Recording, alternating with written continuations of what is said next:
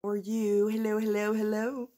All right, so let's have another narc class, shall we? So basically, as you guys know, I got rid of another poisonous person, and I'm hoping you could hear me. These are some red flags to look out for. By the way, before I go any further, make sure that you give me your email address, and I will give you the link to the video called When a Psychotic Person Calls You Psychotic. That is going to be a private video that is only for your eyes only, okay? So I will not use your email for any other purpose other than to send you a link to that video called When a Psychotic Person Calls You Psychotic, okay? So let's get started. Okay, so this is what narcissists will do. And I've talked to this, I've addressed this over and over and again, but it's worth repeating because I don't want you to get sucked into emotions. I want you to get sucked into reality, okay? They speed up their feelings. They rush the relationship. According to Lee Hammock, he is a self-aware narcissist. He goes to therapy for it because he's a grown-up.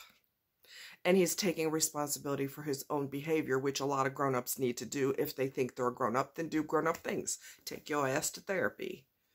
Anyway, he said that is the biggest weapon, one of the biggest weapons that narcissists use. And this is coming from a narcissist.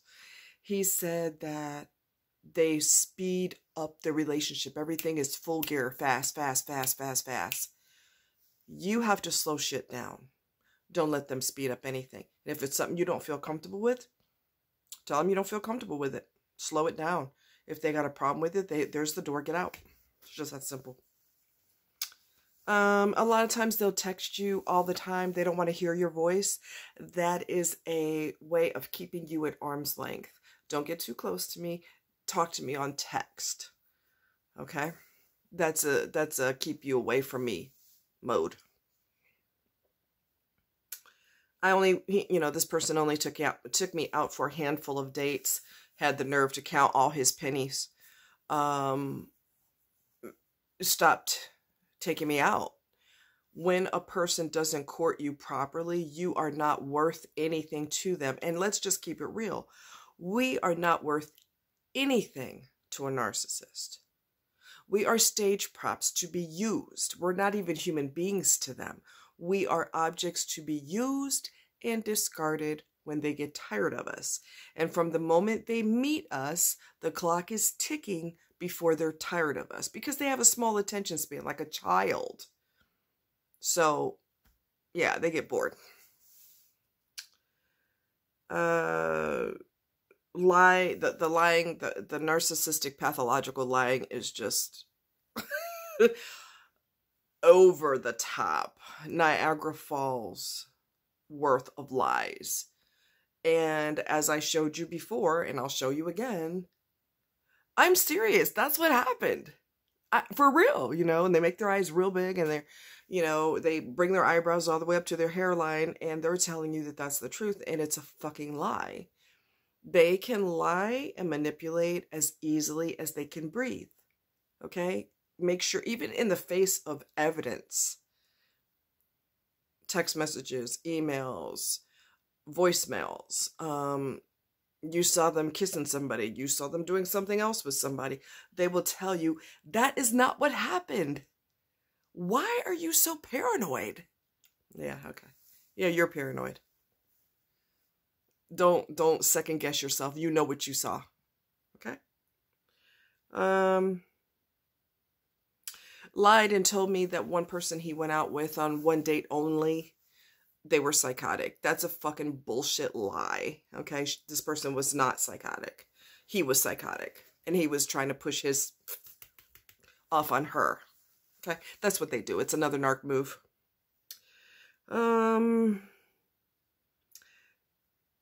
Didn't bother to call me after I had surgery and had no concern for the procedure itself. If you have a medical condition, if you have surgery, if you have a procedure in the doctor's office, you go to the dentist's office, whatever procedure you have done, the narc doesn't give a shit. Okay? And I'm going to tell you why they don't give a shit. Because it doesn't impact them. It doesn't impact them. Okay? So if it doesn't impact them, they consider it irrelevant. I might not say anything about it at the time, but believe me, I put it in my mental Rolodex. So one time, this individual was out with other people in a group, and when my friend, who was friends with the young lady that Demon was trying to get with, my friend went into the back, and my friend liked her. Demon knew that he liked her. He waited until my friend went into the bathroom. How sneaky is this? Waited till he went in the bathroom, ran over to this person, and said, "I'm going to be available soon." And he also informed her that he was getting rid of me. That was his way of saying, "I'm available in case you want to be with me." No, motherfucker, you can't pay her to be with you. Sorry. She's seen your behavior with her own fucking eyes. You ain't got a snowball's chance in hell to be with her. Nice try. Go ahead and keep dreaming.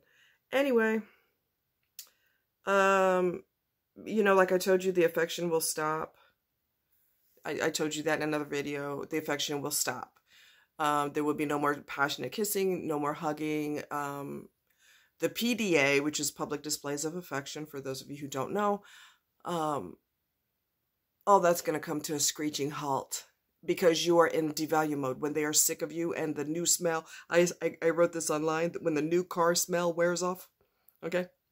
You are yesterday's newspaper and you are in the devalue stage. It is not anything you did. You're dealing with a psycho person. You're dealing with a mentally ill person. So yes, they have the mindset of a toddler. Okay, and they act like they're just a tattletale, like a fucking 2-year-old. That's just how they do. They're childish, and as children, they lose their attention. Now they have to have something with a new car smell because yours is worn off. It is not you, it's them. Okay, don't blame yourself. Don't you dare blame yourself. They are mentally ill. Okay, it's not you, it's them. All right. Let's see. Zero concern for others' opinions. This person always uses people to his best advantage, emotionally, financially, whatever it takes to benefit him. I honestly do believe that he would literally take candy out of a baby's hand. If he was wanting that candy and nobody was looking, yeah, he'd snatch that candy out of a kid's hand in a fucking heartbeat. That's how sneaky he is. Has no facial expressions. I want you to pay attention to the person you're seeing. Pay close attention to them. Watch their face when someone tells them something disturbing. Watch their face. If they have a poker face with no expression, they could very well be a narcissist. That's a dead giveaway. As you know, I was used as a beard to pretend he's straight to his parents, so someone used me for that. Rush the fake feelings, rush to end the manipulationship, because that's what I call it, was never a relationship. It was a manipulationship. Was looking for the next victim before he got officially dumped by me. Was a lot more interested in his Netflix time than spending quality time with me. But then again, narcs are selfish that way, and if it's not their idea, it's a bad idea. Okay? I'm going to tell you this, and I mean it. I cannot be more serious right now. It is not you.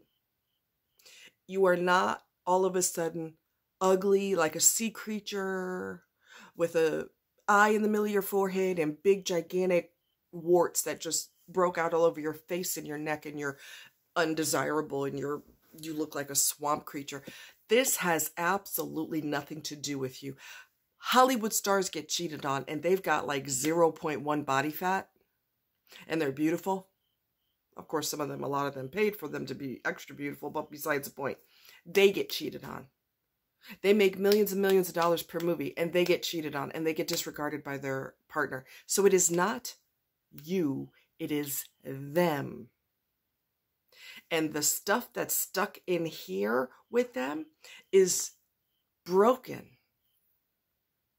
It's broken. So their perception is skewed, and their so-called reality is skewed. This has nothing to do with you. And yes, women, there was one woman who was a dentist, and her husband was a narcissist, and probably a malignant narcissist, okay? Because they do extreme things, and they could give a shit less how it affects other people. Who cares? Anyway, long story short, he was saying that you know, you gained weight since you had the kids and this and that, blah, blah, blah, blah. So she had, you know, her breasts augmented. She went to the gym. She worked out. She lost weight. She dyed her hair. And he had no interest in being with her regardless of all of those changes. Not only that, but he took somebody, one of the girls that he was screwing at the time, took her to the motel, or the hotel where he and his wife had shared their honeymoon. They had spent their honeymoon in this hotel. He took his new piece of butt over there. The wife found out, ran over him with the car, and killed him. I don't recommend that you kill your partner. I do recommend that you get rid of them. They are poisonous. They are toxic. They are disruptive to this entire planet. They are disruptive and damaging to everyone around them. There is no one, absolutely no one, who is not impacted by their mind screws, their manipulation, their toxicity, their poison. Everyone who is within a foot of them is in jeopardy of being poisoned by them. That's why you have to avoid them, stay the hell away from them, and get rid of them if you're in your life. If they're in your life, do not try to discuss it with them. Do not try to make them go to therapy. If they don't want to go, don't make them go. You get the freaking hell out of there. Okay? Get away from them. If your whole town had water that was causing everybody to get cancer, wouldn't you leave that town? Right. Narcissists are just like that toxic water. They're poisonous and they're deadly, and the stress can kill you. The stress can cause you to have all kinds of ailments in your body and diseases in your body. Those diseases can kill you. So in essence, narcissists are murderers, potential murderers. Get the hell away from them. They're bad for you and they're bad for your children. Okay? I love you guys. Take care.